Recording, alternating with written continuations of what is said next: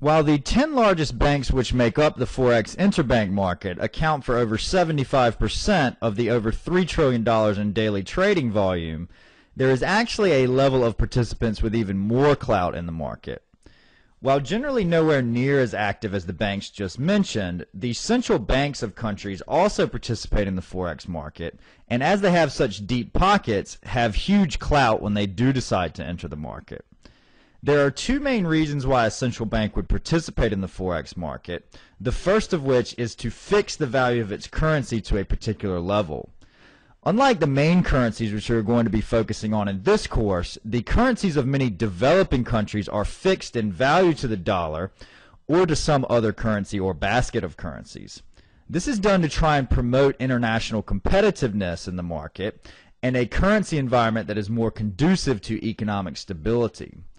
Probably the most talked about example of a country that does this is China, who up until recently maintained a fixed value of their currency against the US dollar. A central bank normally accomplishes this by buying their own currency when the value gets too weak, creating more demand for the currency and therefore driving the value up, and selling the currency when it gets too strong, creating a greater supply of the currency and therefore lowering its value back to the desired level. The second reason that central banks participate in the foreign exchange market is to protect the value of a floating currency from extreme movements. Unlike China and many other developing economies in the world, the US, Eurozone, Japan, and other major economies have what is known as floating exchange rates. Very simply, what this means is that instead of having the value of the currency pegged to something else, which therefore determines its value, the value of the currency is determined by market forces. Although the value of these currencies float freely in the market most of the time, as a currency's strength or weakness in the market has such a dramatic effect on the country's international competitiveness, there are rare instances where a central bank will intervene in the market, even with the major currencies.